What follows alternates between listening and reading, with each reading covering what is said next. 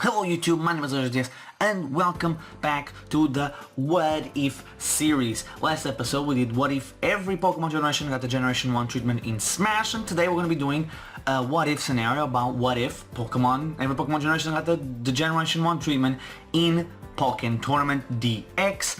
This video, obviously the idea from it came from Tofu Thunder on the comment section of the what if scenario for the Smash situation, so massive shout out and thanks to Tofu Thunder for the idea. However, I'm going to have to correct you on one thing. You did say that Generation 1 had 7 reps, and that's true for the base game. It's good to remember the Generation 1, Pokken Tournament DX had DLC in the form of Aegislash and Blastoise, making the numbers for Generation 1 8 instead of 7.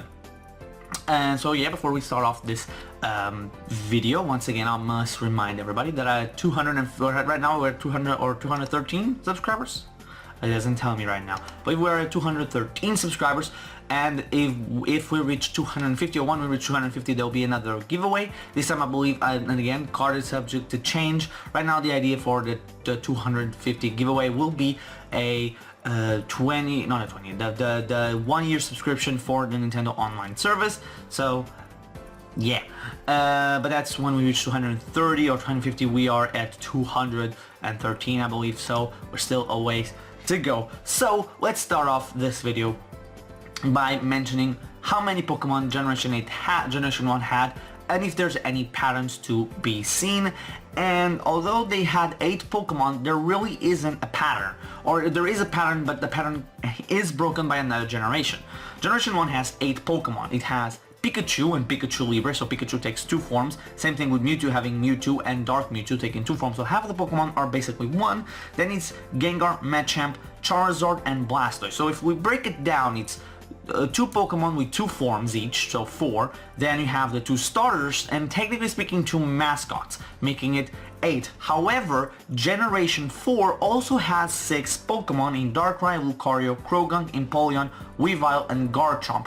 Here there really isn't as much of a pattern, because although it has a pattern, it doesn't really if you extrapolate to Generation 1, it does have a mascot, technically speaking. Yeah, it has a mascot and a legendary and a starter, but Croagunk, Weavile and Garchomp also would fill in as mascots for the generation. They're not starters, they're not legendaries, they're not a second form of another Pokemon, so there really isn't as much of a treatment to be had.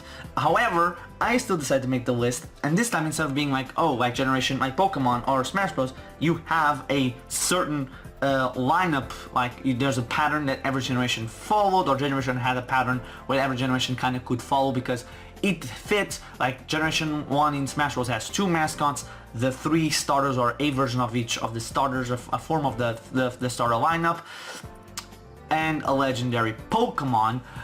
You could extrapolate that to other generations because other generations also followed that through with a mascot and starters being the Pokemon that came in, so it was easier to do. Here is not as much, but the way I'm going to be making this list is what if every generation had 8 Pokemon. So if the fact that it doesn't have as much of a cohesive unit gives me the possibility, or gives me the possibilities of, instead of doing just Pokemon following that strict line given to us by basically Nintendo, or by what Generation 1 did, I'm just going to be doing what if everyone had 8 Pokemon. So once again, Generation 1 had 8 Pokemon with Pikachu, Pikachu Libre, Mewtwo, Dark Mewtwo, Gengar, Machamp, Charizard, and later on Blastoise. Generation 2 had, funnily enough, 2 Pokemon in Scizor and Suicune. So I'm not going to be adding any single legendary to Generation 1 or Generation 2. So from Generation 2 I thought it would be cool to have Feraligatr and Tysplosion. Jesus, that's the one thing I'm going to be keeping on basically every generation, I should say, is a legendary, and basically a legendary, a mascot, and 2 starters. So basically Generation 2 I do Feraligatr and Tysplosion, Tysplosion as the legendary Pokemon, or the starter Pokemon, we already have Suicune as the legendary Pokemon. Technically speaking, we already have the mascot in Scizor, so everybody else was kind of like hit or miss, or just choose your character. So I went with Tyranitar to complement Generation 4, because the Generation 4 does have a pseudo legendary, so pseudo legendary will be cool. Politoed, mostly because I like Politoed. Heracross, which is a Pokemon I don't understand how it isn't in the game already. It's a perfect fighter. And Houndoom, because I like Houndoom. It's a cool looking Pokemon. It will be interesting to see him in Smash. Then Pokken in this case. Then in Generation 3, also funnily enough, has 3 Pokemon with Blaziken, Gardevoir, and Sceptile. So we already have the 2 starters and we have a mascot. So we have to get in with everything else. So my choices personally were Absol, which is a Pokemon that I really like. Shiftry, which is a cool Pokemon. I really like Shiftry. Medicham, but kind of like the counterpart to Machamp from Generation 1. And Flygon, kind of like Charizard too, but much more of a dragon than ground, obviously. It'll be interesting to see how they could implement ground type moves into this game. I don't believe, I'm looking at it right now, and I don't think there's, Garchomp is the only one that has a ground type. That is a ground type in Smash or Ultimate, in tournament, in Pokken tournament, and the only one move that he really does is Dig. So it'll be interesting to see the combinations they could do with Flygon. And the legendary for this one, much like in Smash, it would be Deoxys. I love Deoxys. It's the best one from the 3rd generation to be playable in Smash. Rayquaza and Groudon and Kyogre and Jirachi could be, but they don't really fit. Like, some of them are too big for this. Although Garchomp is not really that big. And it also, Kyogre comes with the whole thing of like, how do these water types fight outside of it? They basically fly, which is weird, but still. Then Generation 4 had the most amount of Pokemon outside of Gen 1.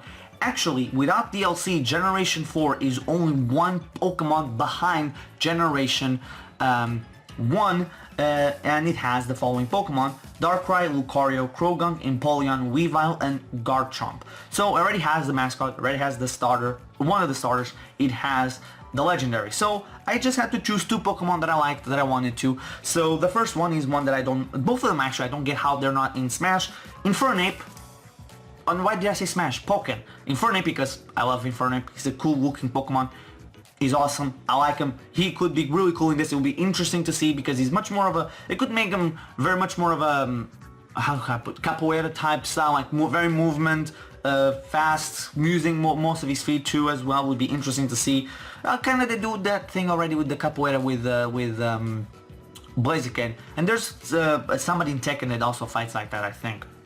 So it'll be interesting to see. And then Gallade, another Pokemon that I don't get how it's not in this game, or even many other spin-offs, or even in Smash Bros. As a Pokeball Pokemon. It will be a cool, interesting, also like counterpart to Gardevoir from Generation 3, given that they are actual counterparts. So it'll be interesting to see. Then we reach the generations that had the least amount of the representation in Pokken, with Generation 5 having 1 Pokemon in the form of Chandelure. So again, I have the free will basically to do basically what I wanted, with a mascot, 2 starters, and a legendary. Basically, kind of speaking, we already have a mascot for this generation with Chandelure, but the Pokemon that I chose as the starters would be Emboar and Samroot, although I would love Superior as well. Here it's much more of a toss-up between these. Samroot had to be in here. I love Samroot, so in my choice, I went with Emboar.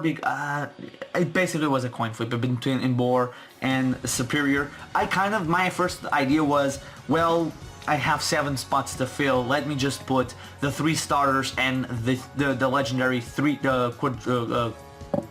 foursome of the 3 Musketeers plus their D'Artagnan with Terrakion, Verizon, or I forget the name of it, and Cobalion plus Keldeo.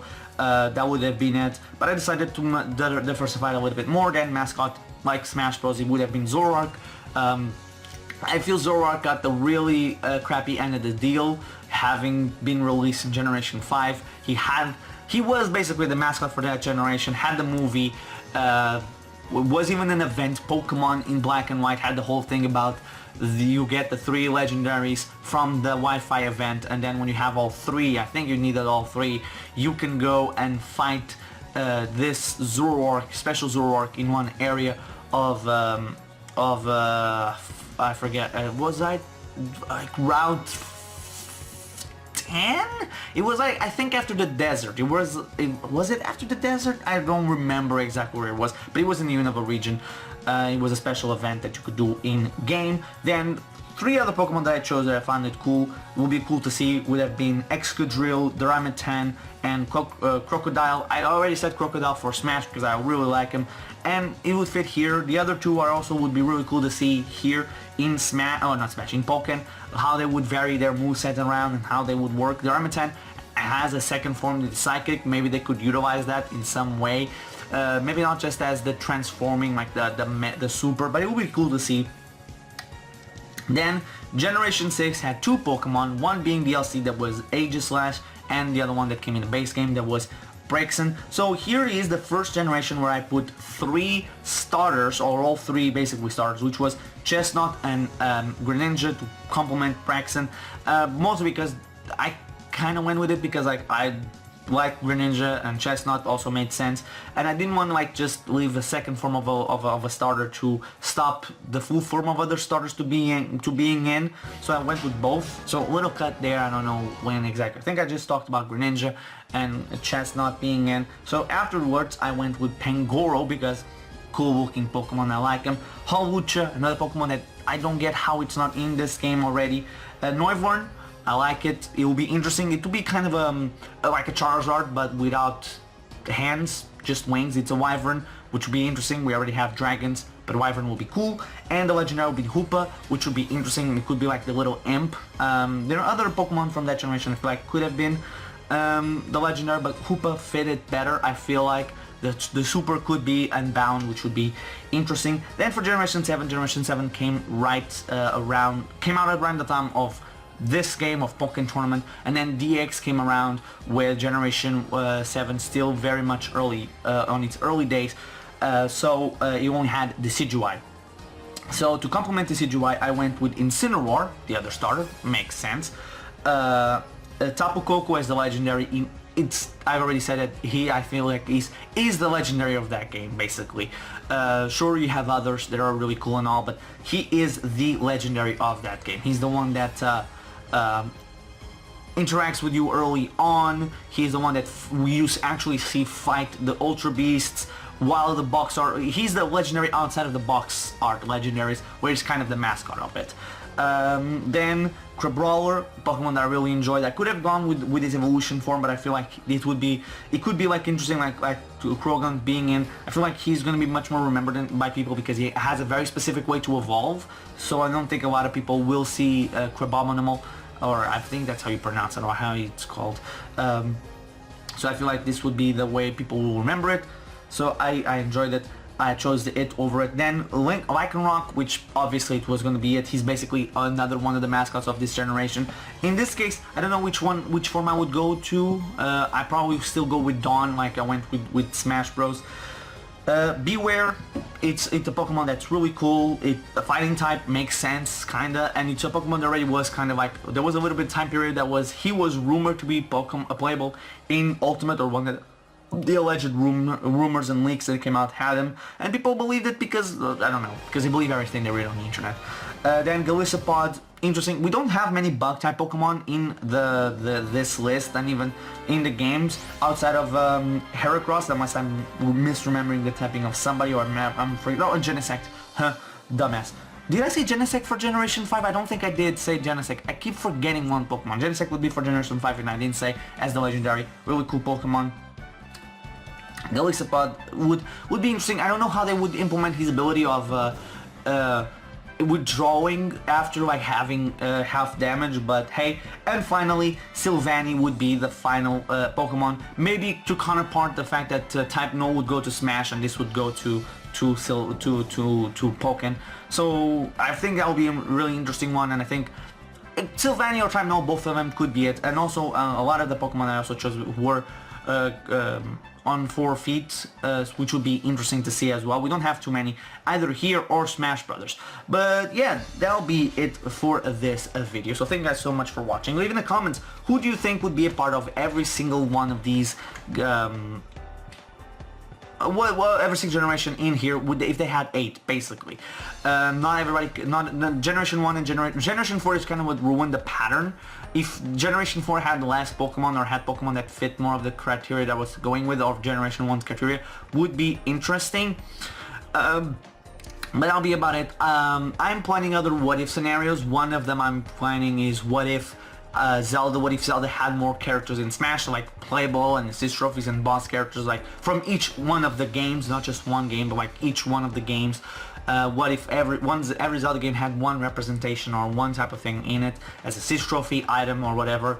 Another one that I'm thinking I might be doing, but that one will take a while to do, would be what if every character in Smash Bros. Had 2 final smashes like Ken and Ryu.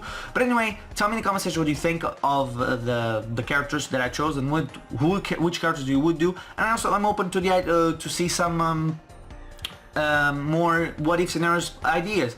But anyway, thanks for watching. Remember to like, comment, and subscribe. I'll see you guys next time.